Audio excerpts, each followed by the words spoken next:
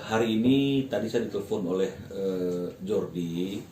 Saya diminta untuk mewakili beliau untuk menemui orang ya yang datang ke OPP. Datangnya juga tanpa janji ya. Jadi akhirnya terlanjur Jordi ada kegiatan lain di luar, dan Ruben juga udah pasti kan setiap hari ada kegiatan di luar yang tidak bisa ditinggalkannya. Itu yang membuat akhirnya saya mewakili klien saya untuk datang ke OPP untuk menemui orang yang ingin bertemu dengan Jordi dan Ruben ya, yang katanya niatnya adalah ingin meminta maaf ya. Dan orang yang datang ini adalah orang yang sama yang sudah mengupload video permintaan maaf atas tayangan di akun YouTube berkaitan dengan masalah berita pesugihan yang dan telah makan korban dari usahanya si Ruben Onsu ya. Jadi saya jam 12 sampai di kantor OPP, saya bertemu dengan mereka di ruang meeting. Ada 3 orang yang hadir pada waktu itu, masing-masing memperkenalkan diri. Satu bernama Abri, ini yang juga sudah mengupload, orang yang mengupload permohonan maaf itu ya, Abri, dan didampingi oleh orang yang mengaku sebagai ayahnya Abri dan juga pamannya Abri ya. Mereka datang dari Pemalang, Jawa Tengah ya. Mewakili itu akun HK itu. Iya, ya mereka si Abrinya kan pas jelas dong, karena Abrinya memang yang udah minta maaf kan, karena memang dia yang membuat tayangan itu ya. Nah, jadi kalau orang tuanya kan nemenin anaknya ya, makanya saya tanya sama bapaknya, ini anaknya umur berapa Pak? Karena memang tadi katanya kan masih sangat muda. Dan kalau kita lihat dalam tayangan permintaan maaf itu kan juga sangat muda ya. Dia mengatakan umurnya 21 tahun. Jadi saya katakan ya kalau 21 tahun dan cukup dewasa secara hukum, saya kira Bapak boleh mendengarkan apa yang menjadi dialog kami, tapi yang pasti kan harusnya anaknya yang menjelaskan apa yang terjadi ya. Saya tanya, Mas, sudah tujuannya datang ke tempatnya Jordi atau Ruben itu apa kepentingannya? Dan dia mengatakan, saya datang dengan etikat baik ingin meminta maaf secara langsung kepada Ruben. Saya bilang, apa yang menyebabkan kamu datang ingin minta maaf? Emangnya ada perbuatan salah apa? Atau ada perbuatan apa yang membuat kamu harus minta maaf pada Ruben? Nah, dia baru menjelaskan terkait dengan akun YouTube yang udah udah diupload sama dia, yang sudah tayang mengenai masalah pesugihan, yang kemudian dalam tulisan tayangan itu adalah Ruben Onsu tanpa inisial dan ada gambarnya Ruben Onsu. Nah, saya tanya kepada dia, apakah kamu ketika membuat narasi itu ada sumber atau ada yang memerintahkan? Dia bilang dia sendiri yang buat, dan sumbernya ada satu sumber yang dia sebut sebagai sumbernya dia. Tapi memang di sumber itu sendiri tidak bicara mengenai masalah nama, hanya inisial. Nah, saya katakan, kenapa kamu berani bahwa tidak punya langsung statement daripada Roy, kamu berani langsung mengkait-kaitkan antara pernyataan Roy tentang masalah pesugihan kepada Ruben. Nah, dia mengatakan bahwa di tayangan yang menjadi sumber kutipannya dia itu, yang kita sudah saksikan, walaupun Roy hanya bicara mengenai masalah R inisialnya seperti itu, di komen-komen di bawah itu ada orang yang kemudian R itu Ruben Onsu gitu loh. Jadi dia tergelitik, oh ini kalau dijadikan judul sangat eye-catching. Nah, saya bilang, apa nggak sadar bahwa kalau menulis sesuatu yang tidak benar itu akan menjadi masalah hukum seperti hari ini? Ya, dia mengatakan bahwa ya namanya juga orang ingin cari viewer dan segala macam, dan banyak juga kan akun-akun yang hoax gitu, antara judul dengan isi nggak sama gitu ya. Jadi dia juga berpikir judul isi nggak sama, nggak apa-apa lah. Tapi persoalannya kan ini bicara mengenai masalah nama baik seseorang, nama baik Ruben, nama baik usahanya Ruben. Ya, ini sama seperti misleading information atau informasi yang menyesatkan. Ini akan berdampak luar biasa baik kepada usahanya dan karyawannya, dan juga berdampak kepada pelanggan kan. Saya sudah bicara dengan Ruben bahwa ketika ada orang yang minta maaf ya dia akan memaafkan. Tapi mengenai masalah proses hukum tentu itu sesuatu hal yang berbeda.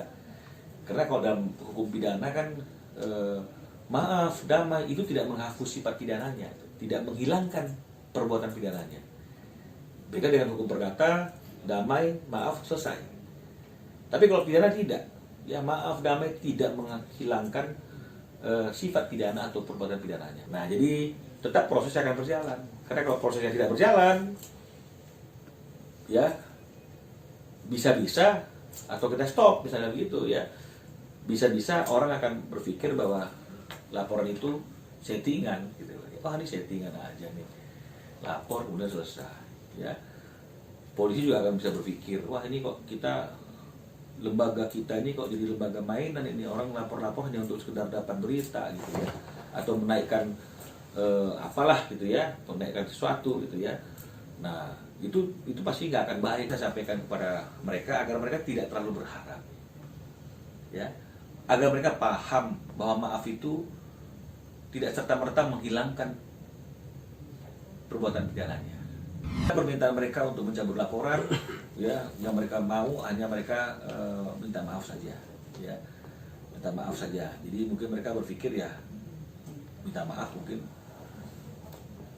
akan selesai kan gitu ya. Tapi ya saya katakan ya ini masalah hukum gitu, hukum pidana gitu. Jadi kita nggak akan ambil langkah hukum seperti ini kalau kemudian kita akhirnya ingin selesai begitu saja. Lebih bagus kemarin kita somasi aja pemilik akunnya ya. Tapi kan ini kejahatannya serius kalau menurut saya ya, pesugihan gitu loh, Ruben Onsu, geprek bensu, wah ini kan sangat signifikan ini, karena kan itu nggak bisa dihilangkan begitu saja. Orang udah terlanjur menonton, orang terlanjur melihat, dan itu akan, apa yang ada dalam pikiran masyarakat itu kan berbeda-beda, dan itu pasti akan punya dampak ya. Tadi saya tanya juga sama dia, untuk tayangan itu sampai hari ini sudah berapa tuh yang viewer, yang nontonnya berapa orang itu? Menurut dia 100.000 cukup banyak kan, 100.000 kita nggak tahu isi kepala 100.000. Kalau 100.000 itu adalah pelanggan yang potensial, kemudian akhirnya mereka berubah untuk tidak menjadikan itu sebagai pilihan, bayangkan ya berapa kerugian yang kita alami gitu loh, hanya sekedar berita-berita iseng mainan untuk agar akun mereka menjadi akun yang dilihat, yang ditonton oleh orang lain. Kan bahwa narasi yang dia buat itu kan apakah dia karang sendiri atau dia mengutipnya dari sumber lain kan begitu.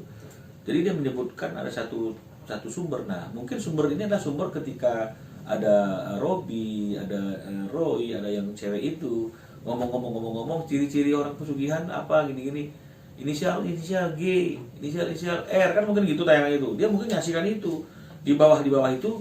Orang-orang berkomentar, R-nya Rubennya. Mungkin dari situ, ini mungkin loh ya, dia tiba-tiba punya ide gitu, wah bikin deh. Tapi nggak ada kutipan suara daripada orang-orang itu, dia yang bikin narasi. Apakah begini, kan dia yang cerita. Dan saya tanyakan, kenapa bisa bilang Ruben? Ya dia bilang gitu, karena tayangan itu di bawah ada orang yang berkomentar tentang R itu adalah Ruben. Gitu. Jadi ya itu yang tadi dia jelaskan. Tadi saya katakan ya, juga itu ditanyakan oleh penyidik ketika kami lapor itu kerugiannya apa kan gitu ya, imaterial dan material. Nah imaterial itu kan begitu ada berita itu kan sudah pasti ada kerugian imaterial, pasti orang akan bertelepon bertanya, bener ya lu pakai pesugihan, pasti itu kan automatically ya. Keresahan juga pasti akan timbul kan di karyawan, keluarga karyawan gitu ya. Waduh ini anakku kerja di tempat yang menggunakan unsur-unsur mistis ini ya, aduh janganlah, mending cari kerjaan tempat lain aja. Nah itu juga mungkin yang akhirnya ada beberapa orang katanya kan juga udah mau mundur kan, dia resign gitu ya, makan korban. Wah ini korbannya siapa ini?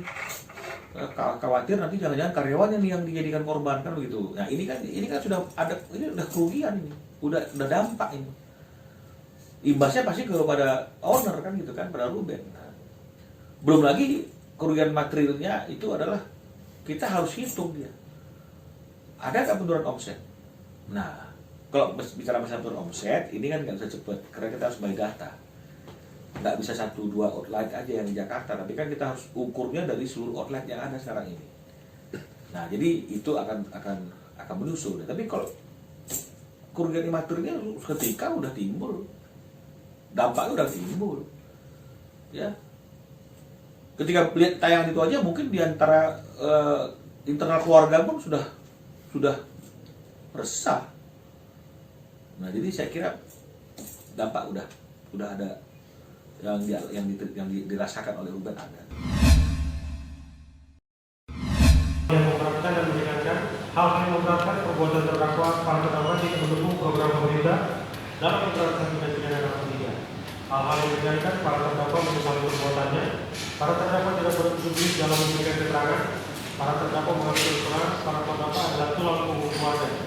Berdasarkan uraian dimaksud, kami jaksa penuntut umum dalam perkara ini dengan memperhatikan ketentuan perundang-undangan yang bersangkutan menuntut supaya majelis hakim pengadilan negeri Jakarta Selatan yang baru sedang mengadili perkara ini memutuskan: 1. Menyatakan terdakwa 1 Tri Retno Praindati alias Nunung binti Pranowo dan terdakwa 2 Juli Jan Sampiran bin Bernard Sampiran bersalah melakukan tindak pidana tanpa hak atau melawan hukum menggunakan narkotik ketentuan 1 bagi diri sendiri. Bagaimana diatur dalam pasal 127 ayat 1 huruf A Undang-Undang RI Nomor 35 Tahun 2009 tentang narkotika. 2. Menjatuhkan pidana penjara terhadap para terdakwa masing-masing selama 1 tahun 6 bulan. Dipotong tahanan dengan ketentuan para terdakwa perlu menjalani pidana di RSKO Jakarta Timur dan diberhentikan sebagai sisa masa menjalani pidana serta dikurangi masa rehabilitasi sementara yang telah dijalani. 3. Menyatakan barang bukti berupa 1 unit handphone merek iPhone 8 warna putih berikut SIM card 0813999900 dikembalikan kepada terdakwa Retno Praindati dan Nunung binti Pranowo. 2 plastik strip, 2 lembar plastik kosong, 1 botol kain warna putih bertuliskan kaitan di dalamnya bersih plastik berisi sabu dengan berat brutto 0,3 gram, neto 0,176 gram, sisa hasil pemeriksaan menjadi neto 0,158 gram, 1 botol sedotan plastik, botol larutan cat kaki 3, pecahan pipet atas buat korek atigas, pas merek Sony dengan jenis 2 botol sedotan plastik, nomor 2 sampai dengan nomor 10 dirampas untuk dimusnahkan. 4. Menetapkan para terdakwa masing-masing membayar biaya perkara sebesar Rp2.000. Demikianlah surat yang dibacakan dan diserahkan dalam sidang hari ini Rabu 13 November 2019 telah bertanda jaksa penuntut umum.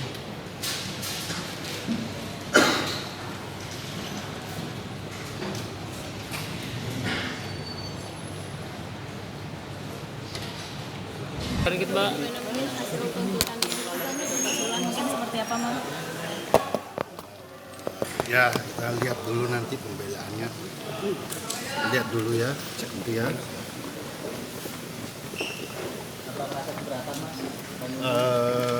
Belum. Kita masih belum bisa jawab nanti ya. Atau menerima Mas? Itu makanya tadi ada pledoi, ada pembelaan lagi. Ya, langsung Yuk, ke mobil. langsung mulai. Berapa menit? Hah? Jalan terus. Mbak Nunung kelihatan bisa hari ini. Ya maaf ya, sudah ini mau pulang, udah capek karena menunggu tadi. Iya. Awas tembok depan. Belakang. Nanti pledoinya akan disampaikan sendiri atau dari kuasa hukum? Nanti belum tahu, kita masih bicara lagi. Ada kekecewaan biasanya sedikit Ya kita kooperatif aja dari pertama. Gambarnya kepotong-potong. Mbak Nunung, keadaannya gimana Mbak Nunung? Kayaknya lagi kurang sehat Mbak Nunung.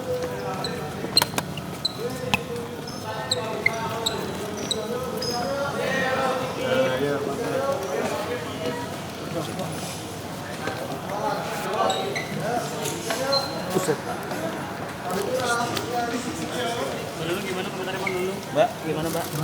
Kata Soal tuntutan tadi kurang sehat ya Mbak? Iya capek nunggu tadi. Mbak Nunung komentarnya Mbak Nunung. Menunung. Sedikit soal tuntutan wartawan. Pelan-pelan Pak, ada tangga. Awas ada tangga. Awas ibu, awas ibu.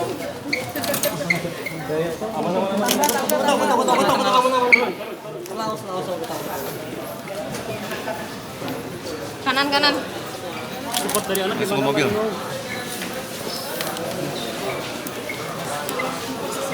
Ya maklum baru capek.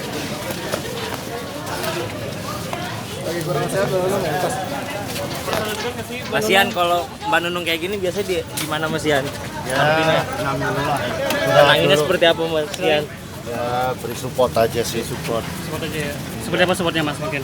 Ya, ditenangin aja. Ya.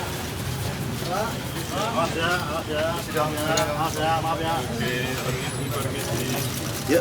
Gantian. Om, Bang ya. Bang, balik hitung Bang. Sabar dulu, sabar.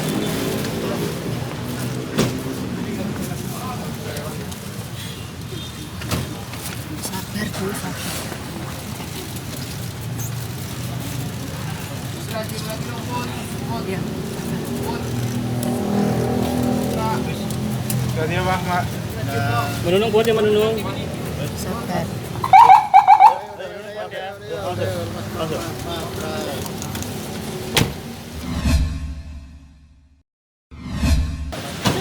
Gimana ya Mas ya? Nggak bisa ngomong deh saya Mas. Ya shock Mas pasti. Udah ya Mas, saya mau pulang. Kamu Putra sendiri mendengar tuntutan 1,5 tahun itu mungkin seperti apa sih? Ya, saya juga shock juga pasti. Udah gitu yang disampaikan Mama. Mama nggak nyampein apa-apa, dia cuma ya nangis Mbak, kaget pasti. Udah. Menguatkannya Mama kalau lagi gini mungkin datang ke RSKO atau seperti Iya kan jam besoknya cuma hari Rabu ya. Dan Rabu saya kuliah nggak bisa, pasti bisanya waktu sidang gini. Nggak bilang sih tapi kelihatan sih Mbak. Pasti kecewa Mama. Ini masih tuntutan ya, besok masih bisa banding kan. Semoga diterima Pak. Menurut saya juga ya 1,6 bulan lama itu. Ya pasti shock udah. Tapi yang paling ringan ya Mbak udah. Mewakili keluarga tetap menerima apapun hasil tuntutannya hari ini. Tapi yang pasti kan ini masih hasil tuntutan, belum keputusan ya. Kita masih akan berupaya semaksimal mungkin untuk mendapatkan hasil tuntutan yang lebih baik.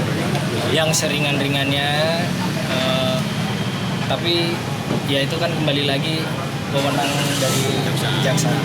Kalau Mbak Nunung nggak seperti itu orangnya. Jadi kalau Mbak Nunung itu yang terbaik seperti apa sih, itu aja. Makanya tadi ketika dia ngobrol ke saya, dia hanya bilang, Mas yang terbaik seperti apa?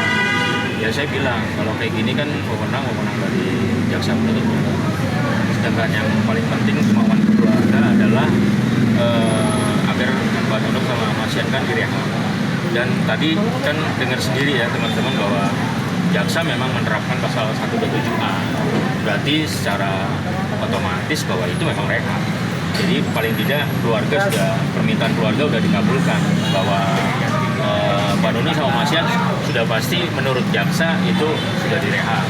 Dan tempatnya pun oleh jaksa sudah dimintakan ke RSKO, itu tertulis. Jadi kemauan keluarga untuk rehab yang dibilang rehab sejalan jadi dengan penyakitnya Mbak Nunung dan penyembuhan dia narkoba itu sejalan, itu yang bisa kan di seluruh Indonesia hanya RSKO satu-satunya, dan itu dia realisir sama kejaksaan, jadinya ditempatkan di RSKO untuk direhab. Cuma waktunya memang terlalu panjang, saya nggak tahu kejaksaan membuat itu panjang, saya juga itu baru tuntutan, nggak tahu nanti di pembelaan saya minta berapa, nanti di putusan diminta berapa, saya juga nggak tahu. Yang tahu kan nanti putusan dari hakim. Yang jelas keluarga hanya sudah bersyukur lah karena udah pasti direhab. Jadinya paling tidak keluarga itu bersyukur Mbak Nunung sama Mas Ian nanti akan kembali ke normal. Itu aja.